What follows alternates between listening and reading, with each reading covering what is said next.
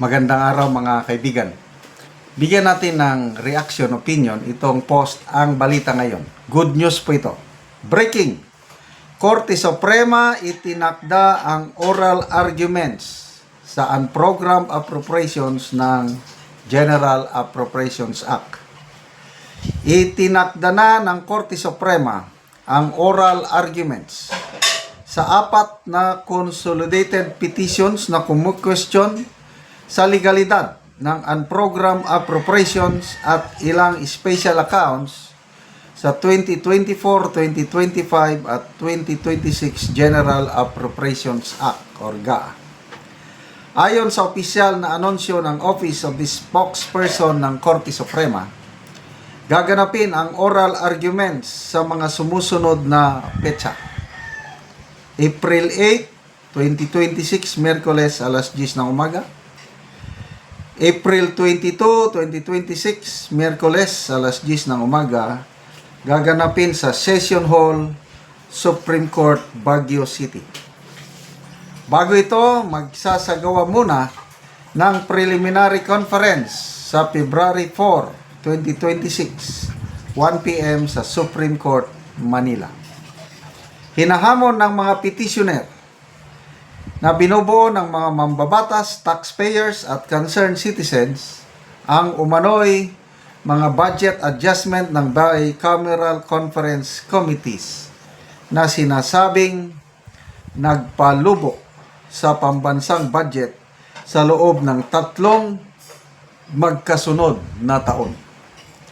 Kabilang sa kine-question ang mga sumusunod. Number 1, unprogrammed appropriations at saka special accounts sa General Fund. Sa iba't ibang kaso, hinahamon ang number 1, 449.5 bilyong bicameral insertion sa 2024 GAA. Number 2, mga pagbabago sa special accounts sa 2025 GAA. Number 3, ang konstitusyonalidad ng unprogrammed appropriation sa 2026 GAA. May petisyon ding nagsasaad na tumaas ang Special Road Fund ng DPWH mula 16.7 billion patungong 34.7 billion sa ilalim ng 2025 GAA. Ipinananawagan ng mga petitioner na ideklarang null and void ang mga probisyong pumapayag sa unprogrammed appropriations dahil umano sa paglabag sa saligang batas. Ang desisyon ng Korte Suprema sa kasong ito ay maaring magtakda ng mahalagang precedent sa kapangyarihan ng Kongreso sa budget at sa paggamit ng unprogrammed fund sa mga susunod na taon. Wow! Ang ganda! Consolidated action na ito ng Supreme Court. Matatanda na last year, nagsampa sina Atty. Vic Rodriguez at Congressman Ungab yung 2025 GAA. Tapos, malala ko, naiset ng oral arguments last year, April 1, 2, and 3. Kailan, biglang na postpone, na reschedule, wala na.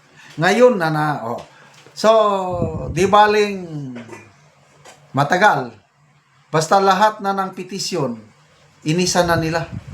Kasi may nagpetisyon noong 2024. Ang alam ko dito, dating Senador Coco Pimentel, nagpetisyon na yan.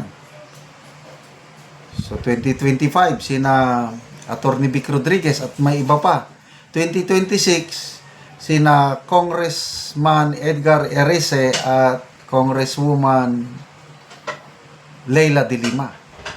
So, ngayon, pinag-isa na lang oral arguments. Yan. Exciting na naman ito.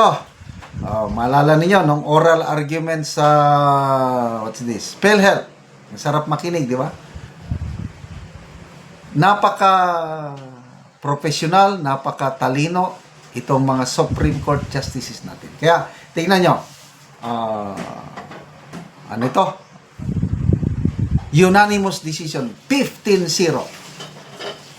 unconstitutional ang ginawa ng Marcos administration na pinakialaman nila ang pondo ng PhilHealth. Kahit hindi ako abogado, nakikita ko na. Opinion ko lang ito. Matatalo na naman ang Marcos administration sa mga petisyong ito. Kaya malala ko si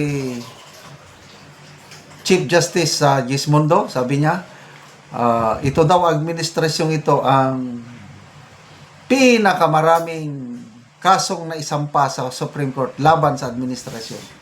Kaya sabi niya, I advise the executive officials to buy toga. Toga yung pang-graduation ba? Para one size fits all, sabi niya, dahil sa sunod-sunod na mga hearing. So, may pag-asa pa tayo habang nandyan yung Supreme Court. Ang isa pang abangan natin na desisyon ng Supreme Court, yung habeas petition, writ of habeas corpus petition para kay Tatay Digong. Inaaksyonan na rin. Baka anytime from now. Wow! Ang tanong, kung magdesisyon pabor ang Supreme Court sa writ of habeas corpus, utusan ng Korte Suprema ang Marcos Jr. administration, ibalik nyo si dating Pangulong Duterte dito sa Pilipinas. Ano kayang mangyari? Pwedeng sumunod. So kung susunod ang Marcos Jr. administration, babawiin niya si Tatay Digong doon, mawawalan siya ng kredibilidad sa international community kasi siya ang nag-surrender eh. Tapos ngayon, nag-utos ang ating Korte Suprema na illegal yon, unconstitutional, ibalik nyo. So yan, pwede rin hindi siya susunod. So magkakaroon ng constitutional crisis. Kaya, ituloy lang natin mga kaibigan pagdarasal sa ating minamahal na Tatay Digong. Marami pa tayong hinihintay na mga desisyon na pwedeng magpabalik sa lalong madaling panahon si Tatay Digong. But meantime ngayon, sabi niya, ayoko mo nang bumalik habang nandyan ang Marcos Jr. administration. So, salamat sa inyong pagsubaybay mga kaibigan sa channel na ito. Nakakatulong kayo ng malaki sa tribong Talandig ng Bukidnon dahil ang sweldo natin sa channel na ito is pantulong po sa tribo. Namimigay tayo ng libreng yero at pako para makapagpatayo sila ng mas maayos na tirahan. Panoorin nyo ang video na ito. Lansang on dito, ipalastar no, lansang no.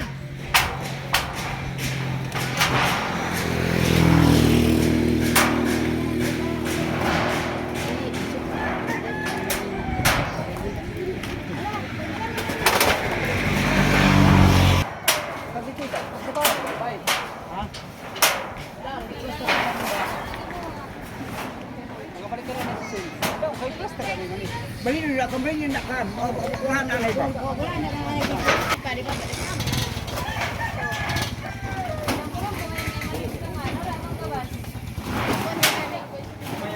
Uy, kaya kainan. Uy, salamat. Ginuubay ka. Walang ka panalangin. Panalangin manigid din sa ito. Sige po. Isa sa po yung pag-asawa. Pero sa nalang ng tingali. Palita ano pa? Patulong na takpa din yan. Ha? Tapao, kayo din yan. Baka... Ay, padulot.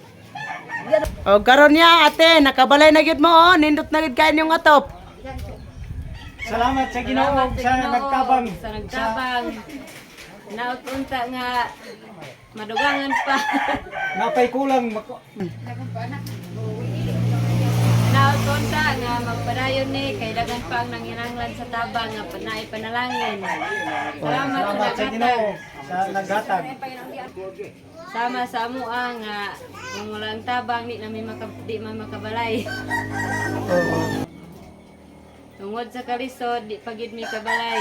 Sa daghan among trabaho, mangurnal mi di mi makapalit og sen kay igo ra ipalit sa konsumo. Oh, lagi. Nakabalay gid mi kay nay sinya hinabang. Nay panalangin. Panalangin, salamat sa Ginoo. O, sige, salamat kayo, ya, ate.